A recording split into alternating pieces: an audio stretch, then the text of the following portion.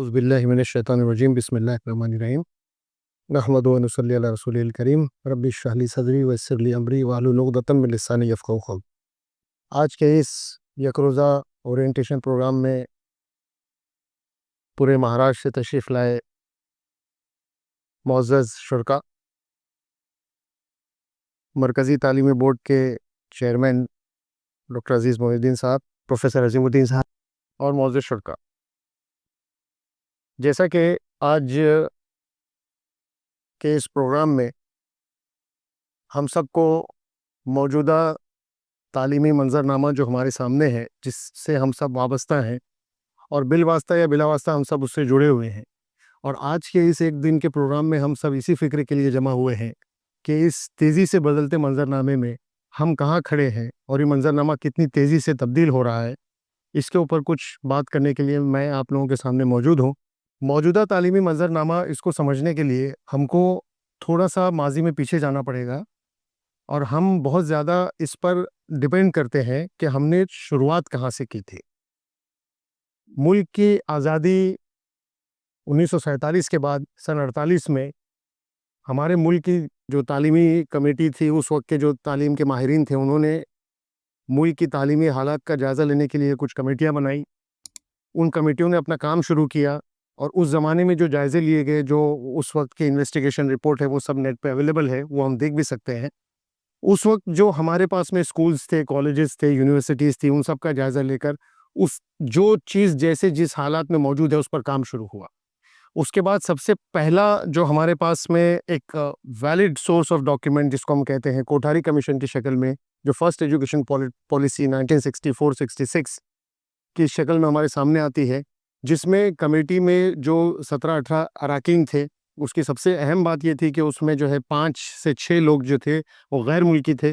उन लोगों ने अपने-अपने मुल्क से आकर इस कमेटी की नुमाइंदगी की और कुछ तजावीज़ पेश की, और उन तजावीज़ के साथ जो है कमेटी ने अपनी सिफ़ारिशात हुकूमत के सुपुर्द की और उस पर अमल शुरू हुआ।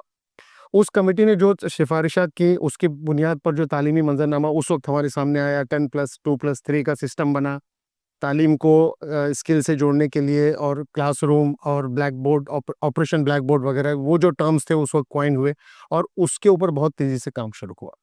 उसके बाद जो हमारे पास में सबसे इम्पोर्टेंट दूसरा मरहला आता है, मैं बहुत ज़्यादा डिटेल में नहीं जाऊँगा, सिर्फ़ एक इशारे हम करते चल रहे हैं। उसके बाद जो हमारे सामने बहुत सारी कमिटीज़ उस दौरान भी बनी, यशपाल कमेटी, मुदलियार कमेटी, बहुत सारी कमिटीज़ हैं।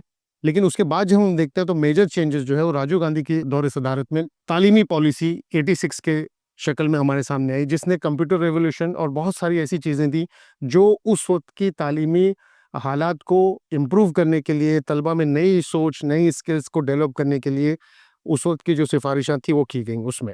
1986 की जो पॉलिसी थी, जिसको बाद में 92 में मॉडिफ़ाई किया गया, वो बहुत इम्पोर्टेंट दौर है। 91, 92, 93 का हुकूमत चेंज हो रही थी, बहुत सारी चीज़ें उस पे चेंज हो रही थी।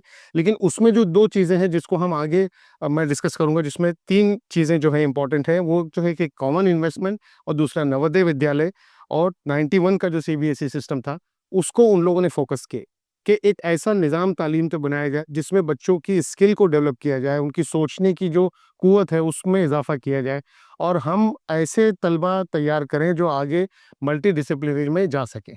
तो इस तरीके से वो 86 की पॉलिसी हमारे मुल्क में राइज की गई, और हमने उसमें भी तकरीबन आज जो यहाँ जो अमला हमारे सामने मौजूद है, वो उसी तालीमी पॉलिसी का पढ़ा लिखा है, उसी तालीमी पॉलिसी में उसने तालीम हासिल की है।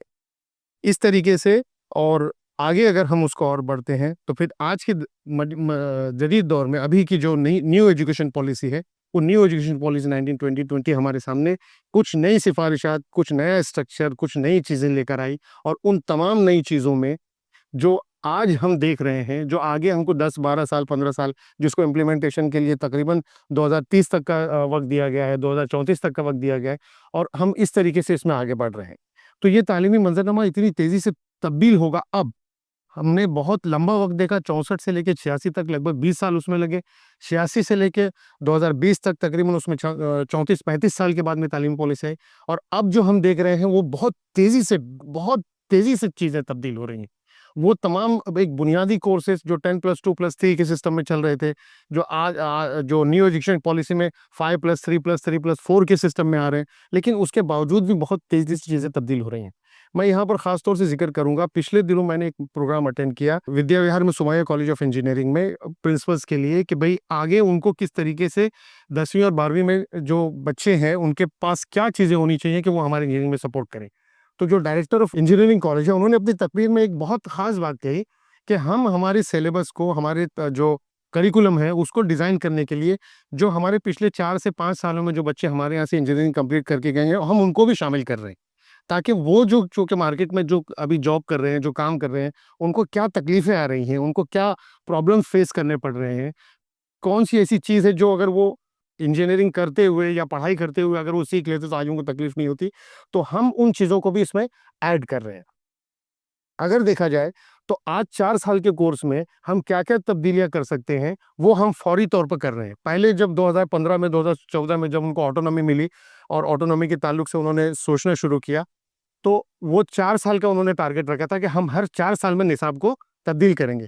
लेकिन 2022 आते-आते, 2023 आते-आते उन्होंने उसको स्क्रैप कर दिया और 2023 में उन्होंने ये फैसला लिया कि अब हम हर 2 साल में अपना निसाब तब्दील करेंगे। लेकिन पिछले दिनों अभी जो अगस्त में सितंबर में उनसे जब बात हो रही थी, उन्होंने कहा अब हमें ऐसा लग रहा है कि हमें हर साल 30 से 40% निसाब जो है नया लाना पड़ेगा और वो नया लाने के लिए हम बहुत मजबूर हैं, क्योंकि अब वो चीज़ें मार्केट में आ रही हैं। और उसकी एक मिसाल उन्होंने ये दी कि जो बच्चे इंजीनियरिंग में जाने के ख्वाहिशमंद होते हैं, वो 8वीं 9वीं से बायोलॉजी छोड़ देते हैं और वो पूरा फोकस अपना मैथ्स में और केमिस्ट्री और फिजिक्स में लगाते हैं। लेकिन इस साल जो फर्स्ट ईयर ऑफ बीटेक का उनका जो बैच आया है, उसमें उन्होंने बायोलॉजी को कंपल्सरी सब्जेक्ट करके रखा है। बिल्कुल पढ़ना लाज़मी है, 100 मार्क्स का बायोलॉजी उनके लिए रखा गया है। क्यों? क्योंकि जो बोले हमारे बच्चे जो आगे जाकर मुख्तलिफ इदारों में काम कर रहे हैं, उन्होंने ये सजेस्ट किया हमको कि उन बच्चों को बायोलॉजी भी पढ़ाया जाए। इसकी मैं एक दूसरी मिसाल ये देता हूँ कि अभी यदि इस साल से जो है या पिछले साल से गालिबन उसका डिटेल भी नेट पे मौजूद है कि आईआईटी दिल्ली और all India institute of medical science new Delhi, इन दोनों के जो माहिरीन हैं उन्होंने मिलकर एक कोर्स डिज़ाइन किया। और वो कोर्स ऐसा है कि जिसमें आपको जेईई मेंस या नीट की बुनियाद पर नहीं, आपके जो 12th का स्कोर है जिसमें मैथ्स और बायोलॉजी दोनों लेकर बच्चा एग्जाम देगा, वो बच्चे ही उसमें एलिजिबल होंगे। और वो बच्चे ऐसी मशीन्स पर काम करेंगे जो फार्मास्यूटिकल इंडस्ट्री में काम आएंगी, जो सर्जिकल इंस्ट्रूमेंट बनाएंगी, जो रोबोटिक्स का जो ज़्यादा इस्तेमाल हो रहा है ऑपरेशंस में, उन रोबोटिक्स के साथ में वो बच्चे काम करेंगे। तो ये इतना तेजी से बदलती हुई चीजें हैं, ये बहुत तेजी से बदलता जा रहा है। अब इस तेजी से बदलते मंजरनामे में, इस तेजी से बदलते करिकुलम गोल में, कि भाई हमारे पास में जो बच्चा है, जब जिसकी हमको बुनियाद खड़ी करनी है, हम ज्यादातर लोग, हमारे जो इदारे हैं वो प्राइमरी और बहुत ज्यादा सेकेंडरी और बहुत कम जूनियर कॉलेजेस में काम करते हैं। तो प्राइमरी लेवल पे हमको अभी क्या तब्दीली लानी पड़ेगी, हमारे बच्चों में क्या चीजें डेवलप करनी पड़ेगी कि वो एक मल्टी डिसिप्लिनरी, मल्टी टैलेंटेड बच्चा आगे चल के बने। वो न सिर्फ साइंस का माहिर हो, वो ज्योग्राफी का भी माहिर हो। वो, हाँ, ज्योग्राफी भी सब्जेक्ट इंक्लूड किया गया है, वो उसमें बोलना रहेगा। ज्योग्राफी का भी सब्जेक्ट उन्होंने इंक्लूड किया है कि प्रोजेक्ट बेस पे, सब्जेक्ट बेस पे, एग्जाम क्वेश्चन आंसर के बेस पे नहीं, प्रोजेक्ट बेस पे उन्होंने ज्योग्राफी को भी इंक्लूड किया है कि हमारे जो इंजीनियर्स आगे जाके काम कर रहे हैं, हमारे जो बच्चे आगे जाके काम कर रहे हैं, उनको ज्योग्राफी का कुछ भी नॉलेज नहीं है, क्लाइमेट चेंज वो बिल्कुल नहीं जान रहे हैं, जियोलॉजी बिल्कुल नहीं जान रहे हैं कि किस जमीन में क्या चीजें उनको करनी है, माइनिंग का अगर उनको नॉलेज नहीं है, तो वो बच्चे आगे जाकर या तो अपने से जितनी उनकी सलाहियत है उससे पीछे हट रहे हैं, या उसको आगे वो लेके नहीं चल पा रहे हैं। तो ये एक प्योर, अगर हम कहें कि एकेडमिक बेस पर या करिकुलम बेस पर इतनी तेजी से ये तब्दीलियां आ रही हैं, और ये सिर्फ इंजीनियरिंग में या मेडिकल शोबे में नहीं है, ये हर शोबे में आ रही है। और वो शोबे इतनी तेजी से तरक्की कर रहे हैं, और उसमें अगर हम हमारे बच्चों को आगे चलकर आइंदा जो 10 साल बाद, 15 साल बाद जो बच्चे 10वीं में आने वाले हैं, 12वीं में आने वाले हैं, तो वो बच्चे किन मज़ामीन के साथ, किन सलाहियतों के साथ, किन चीज़ों के साथ में वहां तक पहुंचना चाहिए, इसकी हमें फिक्र अभी से करनी पड़ेगी। जो नए तालीमी चीज़ें हैं, जिसमें कॉम्पिटेंसी बेस्ड एजुकेशन को या कॉम्पिटेंसी बेस्ड करिकुलम को बहुत ज़्यादा जोर दिया जा रहा है कि ऐसी सलाहियतें बच्चों में पैदा हों, जो सलाहियत का मार्केट में कुछ वैल्यू हो। ये लफ्ज़ ध्यान से सुनिएगा, जिस सलाहियत की मार्केट में कुछ वैल्यू हो, जो सेलेबल हो, जो फ़रोख्त की जा सके। और वो फ़रोख्त करने की ताकत अगर उस सलाहियत में नहीं है, या वो सलाहियत उसको कुछ चीज़ें जिसको हम कैश क्रॉप कहते हैं, अगर वो उसको कुछ कैश अर्न करके नहीं दे रही है, तो वो सलाहियत उसकी बेकार है। तो हम अपने बच्चों में ऐसी सलाहियत पैदा करें, वो बिल्कुल मशीनी ज़िंदगी जिए। I am sorry to say that, लेकिन वो बिल्कुल मशीनी ज़िंदगी जिए। उनका सोच, उनका ओढ़ना, उनका बिछोना, उनकी तमाम तर चीज़ें जो है, किसी न किसी सेलेबल वैल्यू को या सेलेबल स्किल के ऊपर जाकर मरकूज़ हो जाए। ये पूरा हमारे को ये ड्राइव करके वहाँ तक लेकर जा रहा है। और अब ये चीज़ें हमारे सामने आ रही हैं, जो बहुत सारी ट्रेनिंग प्रोग्राम से आपने भी सुनी होंगी, हमने भी सुनी, कि अब जो है हम सेकेंडरी लेवल पर, 8, 9, 10th लेवल पर हिस्ट्री और उर्दू या अरबिक या वैल्यू एजुकेशन, ये हम क्यों पढ़ाएं? इन टीचर्स के ऊपर अपना पैसा क्यों ज़ाया करें? हम इन चीज़ों की क्यों करें? हम ऐसी कोई स्किल क्यों ना सिखाएं उस बच्चे को, उस पर्टिकुलर पीरियड में, जो चीज़ें आगे चल के उसको किसी मार्केट वैल्यू में इजाफे का सबब बने। हम कंप्यूटर स्कूल स्किल्स को लेकर आ गए, 91 92 के बाद कंप्यूटर एजुकेशन कंपलसरी हो गया। इसी तरीके से आज अगर आप देखें, तो 6th स्टैंडर्ड से रोबोटिक को लाया जा रहा है, कि 6th स्टैंडर्ड में बच्चा जो है रोबोटिक में डील कर रहा है। 8th स्टैंडर्ड में जाते-जाते वो बच्चा जो है एक कोई ना कोई फॉरेन लैंग्वेज सीख रहा है। जापानीज़ उसमें आ गई है, उसमें फ्रेंच लैंग्वेज आ गई है, जिसको एसएससी महाराष्ट्र बोर्ड ने भी वो किया है कि भाई जापानीज़ में बच्चा एग्ज़ाम दे सकता है, कोई और फॉरेन लैंग्वेज में एग्ज़ाम दे सकता है। तो ये सारी चीज़ें जो है, बच्चे को किसी न किसी मार्केट स्ट्रेटजी से या सेलेबल स्किल से या कैश क्रॉप से उसको रिलेट करें। ये इस मौजूदा पूरे दौर का एक क्लियर पिक्चर है, कि अगर बच्चा मार्केट में खड़े रहने लायक नहीं है, या उसके पास उसने जो चीज़ें हासिल की हैं वो उनको कन्वर्ट नहीं कर पा रहा है किसी न किसी ह्यूज अमाउंट ऑफ सैलरी में, that means he is failing. आज की तारीख में कम से कम शब्द अल्फाज में यही कहा जाएगा, कि अगर उसके पास जो सलाहियतें हैं, उसके पास जो तालीम है या बीए की डिग्री है, जो किसी सोशल बिहेवियर के ऊपर उसने साइकोलॉजी में किया है, मिसाल के तौर पर हिस्ट्री में किया है, किसी जबान में उसने अपने बीए को एमए को कंप्लीट किया है, तो आज की तारीख में समझा ये जा रहा है, एक परसेप्शन लोगों का बन गया है, कि भाई ये चीज़ें ज़ाय है, इनकी मार्केट में कोई वैल्यू नहीं है। आज अगर हम उस सोच को किसी तरीके से टारगेट करें, तो हम उस तरीके से पहुंच सकते हैं वहां पर, कि जब हम बच्चे को न सिर्फ एक अच्छा कॉम्पिटिटिव एग्जाम्स के लिए भी तैयार करें, और साथ ही साथ उसमें वैल्यूज को भी हम इंकलकेट कर सकें, कि किस तरीके से आप अपनी सलाहियतों में भी इजाफा करें, सेलेबल स्किल्स भी हासिल करें, साथ ही साथ आप एक इंसानी जज़्बात के साथ, अपनी वैल्यू के साथ उसकी किरदार को भी डेवलप करें, उसके आगे जो समाज को देने वाली चीज़ें हैं, वो भी उसमें उसमें इज़ाफ़ा हो। यहाँ पर मैंने 2 चीज़ें आप लोगों को शुरुआत में कहीं, जो तालीमी मंज़रनामे में तेज़ी से तब्दील हो रही हैं, वो ये है कि सबसे पहले अभी आज के दौर में न्यू एजुकेशन पॉलिसी के बाद में, और ख़ासकर पोस्ट लॉकडाउन एरा में, बच्चे का अटेंशन स्पैन जो है वो बहुत कम है। बच्चे का क्या, हमारा भी बहुत कम है। हम कोई भी चीज़ को 5 से 7 मिनट बहुत हो गया, बहुत हो गया। अभी हमारे साथी मुझको तकरीर माइक देते वक़्त उन्होंने कहा आपके पास 20 मिनट है। तो मैंने कहा 20 मिनट भी आपका अटेंशन स्पैन होगा, नहीं होगा, वो एक मुश्किल चीज़ है। लेकिन बहरहाल अटेंशन स्पैन एक चीज़ है। दूसरा, बच्चा डिज़ाइन ओरिएंटेड है। इसको समझिए आप, डिज़ाइन ओरिएंटेड बच्चा है। उसको हर चीज़ में एक डिज़ाइन या तो नज़र आता है, विलफुल या अनविलफुल। लेकिन वो डिज़ाइन ओरिएंटेड है। अब हमारा एजुकेशन जो है उसको डिज़ाइन में कन्वर्ट कर रहा है, या हमारा एजुकेशन खुद एक डिज़ाइन की शक्ल में उसके सामने है। ये एक चीज़ गौर करने के लिए है, कि भई हम उसको उसके ज़हन में कुछ ऐसी चीज़ें डाल पा रहे हैं जो उसकी सलाहियतों को डिज़ाइन कर रही हैं, या वो खुद अपने आप में एक जिस माहौल में, एक रफ़्तार के साथ सोशल मीडिया उसका इन्फ्लुएंस आ रहा है, स्क्रीन टाइम जिस तरीके से बढ़ रहा है, वो उसका इंडिविजुअल अकेले रहने की जो आदत उसमें डेवलप होती चली जा रही है दिन ब दिन, और ज़्यादा से ज़्यादा, तो वो उसमें अपने आप को किन चीज़ों के हवाले कर दे रहा है। वो चीज़ें उसकी ज़हन पर, उसकी सलाहियत पर, उसकी सोच पर, और उसके मनफ़ी मज़बूत जज़्बात पर किस तरीके से असर डाल रही हैं, वो एक सबसे इम्पोर्टेंट इसमें चीज़ें हैं, जिसमें बच्चों ने अपने एक्सपीरियंसेस से शेयर करना बंद कर दिए हैं। तालीमी महाज पर जो है, हमको सबसे बड़ी तकलीफ़ ये आ रही है कि बच्चों को और टीचर के दरमियान जो है ना, जो एक कनेक्टिविटी थी, एक राब्ता जो था, कि टीचर सिर्फ़ देख ले बच्चों को, तो उसके दिल की बात टीचर को समझ में आ जाती थी। या बच्चा सिर्फ़ टीचर को एक मर्तबा देख लेता था, तो उसको समझ में आता था कि आज मेरा टीचर या मेरा उस्ताद मुझसे क्या चाह रहा है। तो ये जो कनेक्टिविटी थी ये बिल्कुल या तो खत्म हो चुकी है या खत्म होने के दर पे है। इसके बहुत सारे अवामिल हैं, वो मैं उसमें नहीं जाना चाहता, लेकिन बहरहाल ये चीज हुई है और हम सब इस तकलीफ का शिकार है। जितना ज्यादा पेनिट्रेशन जो हो रहा है काम का, यूडाइस का, इसका, ये काम का, वो बच्चा सलाम करने के बाद ये स्कूल में आता है, हमने सलाम दुआ हुई, सलाम दुआ से पहले पूछते तुम्हारा आधार अपडेट हुआ, तुम्हारे वालिद साहब का आधार लाए, तुम्हारी वालिदा का आधार लाए, आपार तुम्हारा बना है या नहीं। सलाम दुआ भी खत्म हो गई, यही इच्छा से पहले पेरेंट्स मीटिंग आती है, पेरेंट्स मीटिंग में यही सारे टॉपिक चलते रहते हैं। टीचर परेशान, एचएम परेशान, मैनेजमेंट परेशान, सब परेशान। तो इस जिसको कहते हैं ये फुटबॉल के गेम में हमको अपना बॉल किस तरीके से गोल में डालना है, उसकी फिक्र के लिए आज हम यहाँ जमा हुए हैं। मसाइल बहुत सारे हैं इस तरीके से। हम मैं ये कहना चाह रहा हूँ, फोकस मेरा ये है कि टीचर और स्टूडेंट की कनेक्टिविटी बुरी तरीके से ब्रेक है।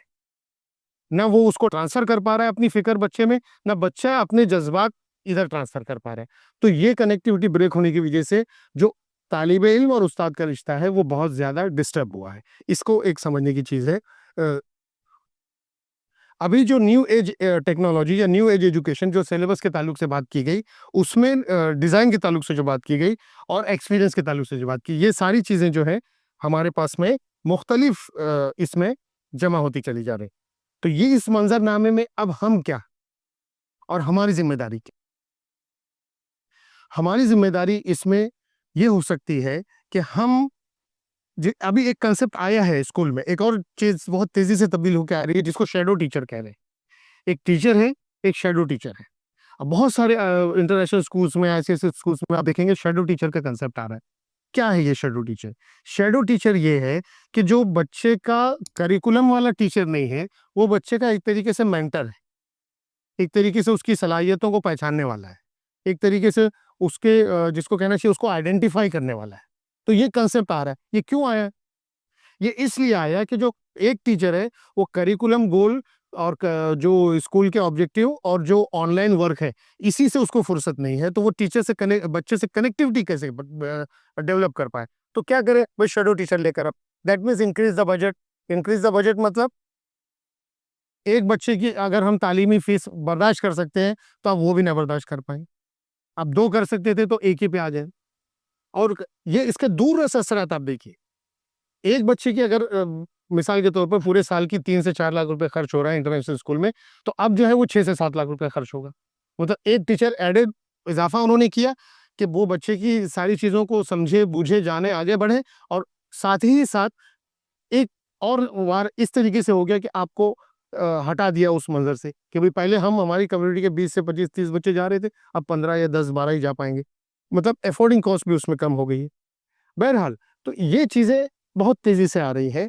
हमको इस पूरे तालीमी निज़ाम में हमारे पास करने के लिए क्या है, जो तहरीकी मिजाज का भी हो, जो बच्चों को उनके माहौल से और उनके जो एक खौल है जिसमें उन्होंने अपने आप को बंद कर रखा है, फैमिली की सतह पर भी, सोशल मीडिया की सतह पर भी, और एक अपनी एक अलग दुनिया की सतह पर भी, हम उससे बाहर निकाल कर हम उनसे उनको कैसे काम मिलेंगे। हमारे पास में ये करने वाले काम बहुत ज्यादा है। और हम इस तरीके के प्लेटफॉर्म से हम आज का हमारा जमा होना, आज का हमारा इस फिक्र में बैठना, ये एक बहुत बड़ा मैं कहता हूँ इनाम है हमारे लिए कि हम कुछ ऐसी चीजें अपने आप में सोचें, तय करें, जिसको हम आगे जाकर अच्छे से कर सकें। मैंने 1986 पॉलिसी के ज़िमन में नवोदय विद्यालय का ज़िक्र किया। बहुत से आप लोगों में जानते होंगे नवोदय विद्यालय क्या है।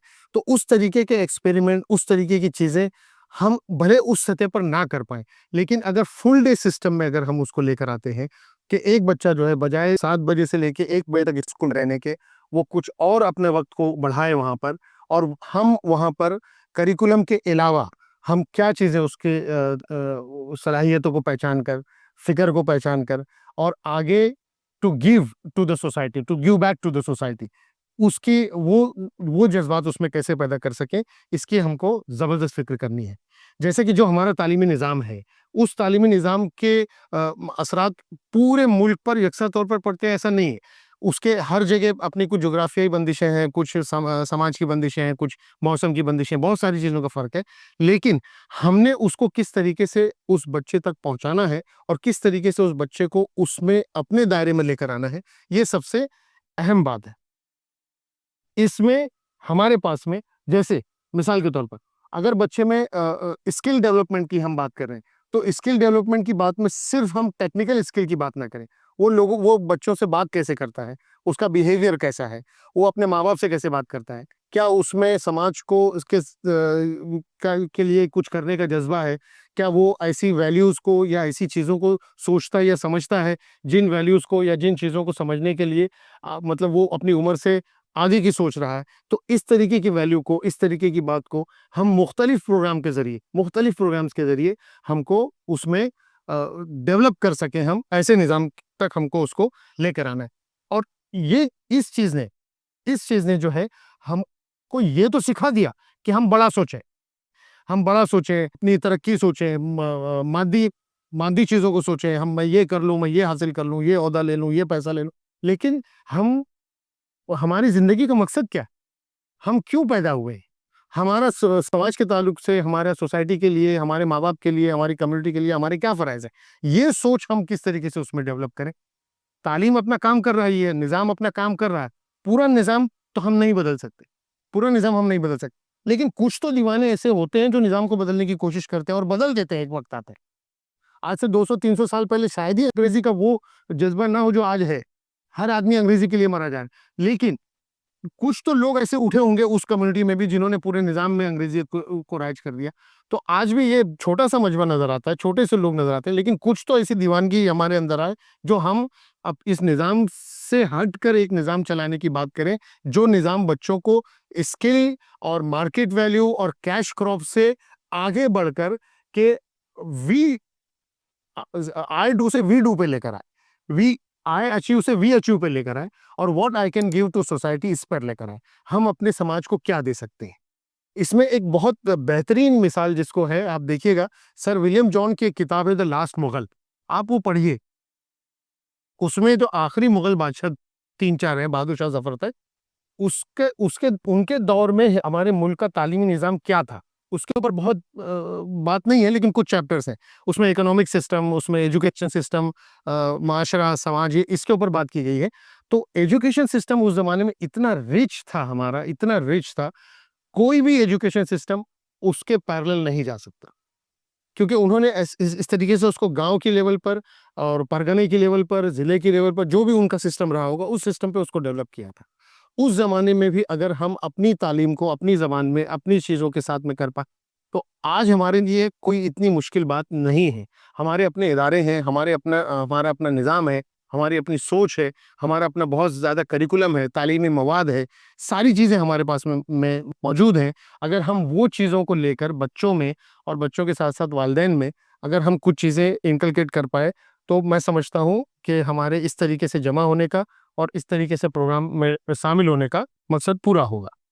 जो चीज़ें ख़ास तौर से डेवलप की जाती हैं, बच्चों में, वो चीज़ें हम किस तरीके से डेवलप करें कि बच्चे की सोच में, बच्चे की जो आगे आने वाली फ़िक्र है, माँ-बाप की सतह से लेकर, बच्चों की सतह से लेकर, असातिज़ा की सतह तक, हम उसको किस तरीके से डेवलप करें, ये हमारा आज के प्रोग्राम का मकसद होना चाहिए।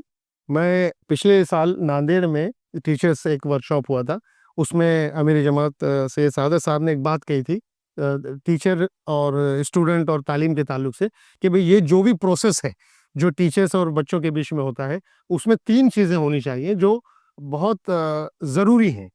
जो किसी भी अगर हम खाना खाते हैं, तो खाने में हमको जो चीज़ें पसंद आती हैं, वो फ़ायदा भी पहुँचाती हैं, वो खुश रंग भी होती हैं, खुश ज़ायक़ा भी होती हैं और टेस्ट भी उसका अच्छा होता है। तो इसी तरीके से जो हमारा तालीमी माहौल है, जो स्कूल का माहौल है, वो खुश रंग भी होना चाहिए, खुश ज़ायक़ा भी होना चाहिए और वो हमारे जो एजुकेशन सिस्टम के साथ-साथ जो हमारा माहौल है, हमारा जो तालीमी समाज है, उस समाज को भी फ़ायदा पहुँचाने वाला होना चाहिए।